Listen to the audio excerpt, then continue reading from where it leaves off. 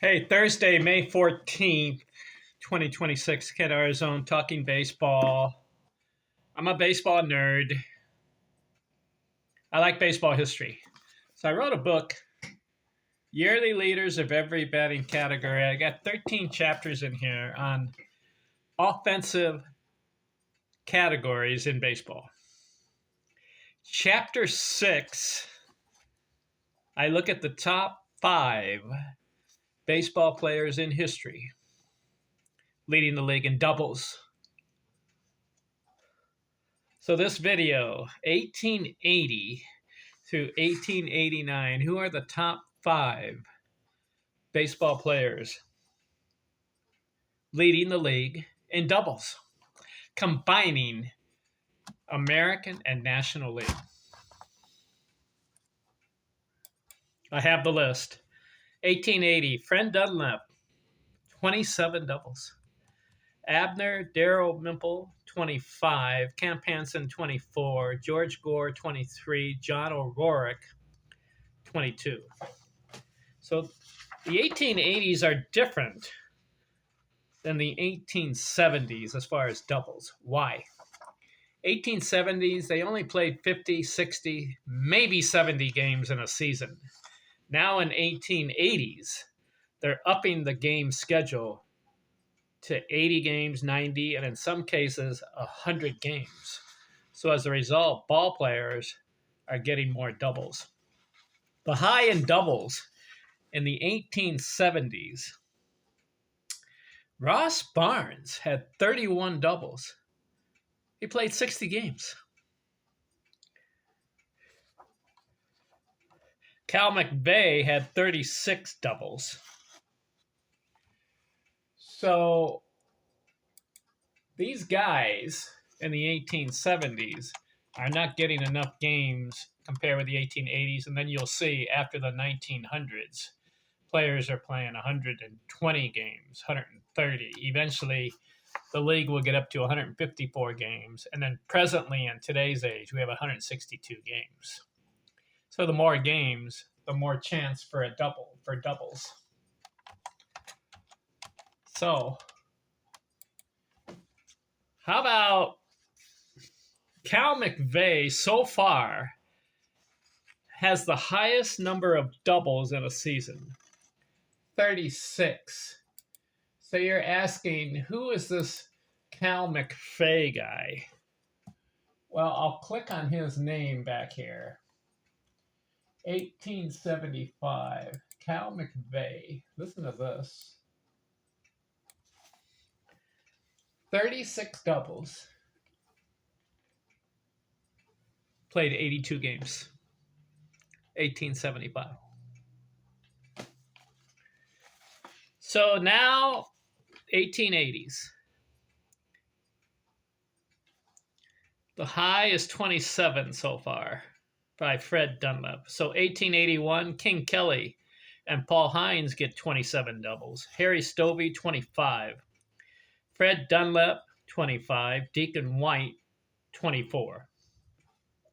1882, listen to this. King Kelly goes for 37 doubles, 1882.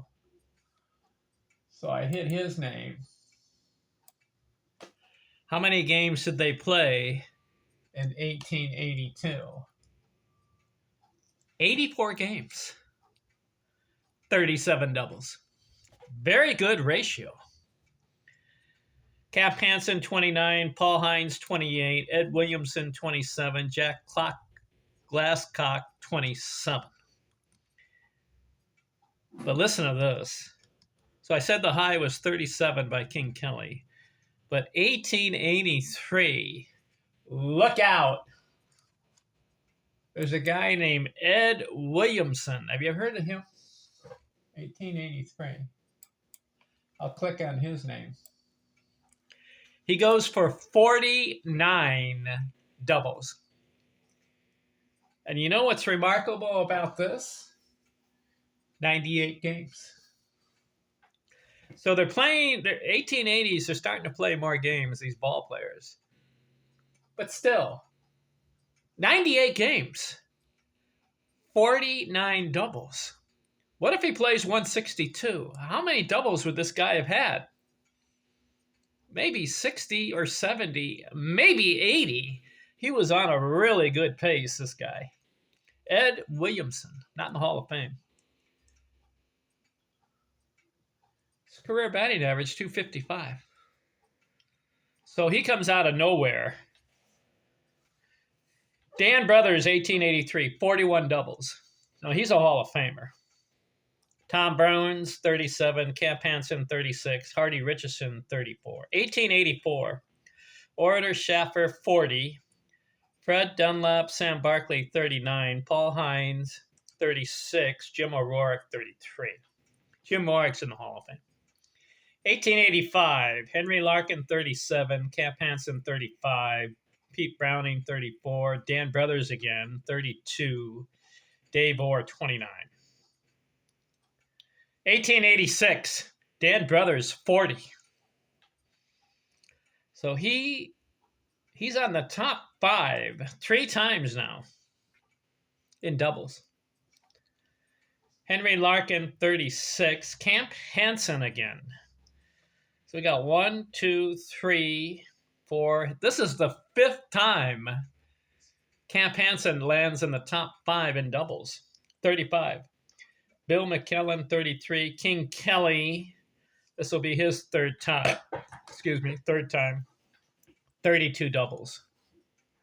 All right, so I said the high in doubles was Ed Williamson's 49 in 1883.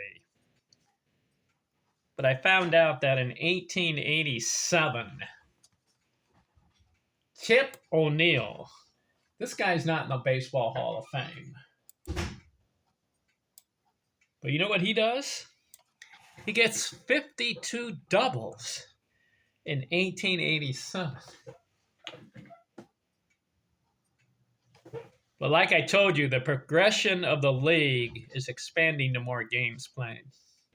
He played 124 games. So the first guy over 100 games with 52 doubles. Tip O'Neill. He was a pretty good player, but only played 10 years. 326 career batting average. You know what he did in 1887, Tip O'Neill? He batted .435, and it is legitimate. Why? 517 at-bats. So he passed the threshold of at-bats in a season. 517 at-bats. He gets 225 hits and bats .435. And walks did not count as hits in 1887 because he had 50 walks. If they counted hits, you'd have to add another 50 to his hit total. So 1887, what a year for Tip O'Neill. 52 doubles. Denny Lyons, 43. Dan Brothers again. That's 4 times for Dan. 36. John Riley, 35. Pete Browning, 35. 1888. Jimmy Ryan, 33 doubles. Dan Brothers, 33. So Dan Brothers.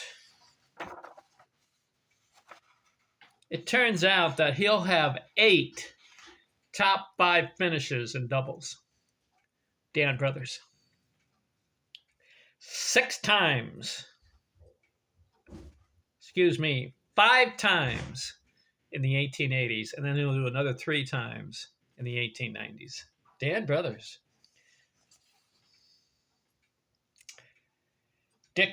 Dan Brothers ended up with 462 career doubles, if you're curious. So 1888, Dick Johnson, 31. Hub Collins, 31. John Riley, 28. 1889, King Kelly again. 41 doubles. Jack Glasscock, 40. Kurt Welsh, 39. Harry Stovey, 38. Jim O'Rourke, 36. So that's the 1880s. The high in doubles for a season was Tip O'Neill's 52. And then Ed Williamson had a 49. But for the decade, the guy who stood out was Dan Brothers. 5 top 5 finishes in doubles. And then you have Camp Hansen 4 times. So those, and then King Kelly 3 times.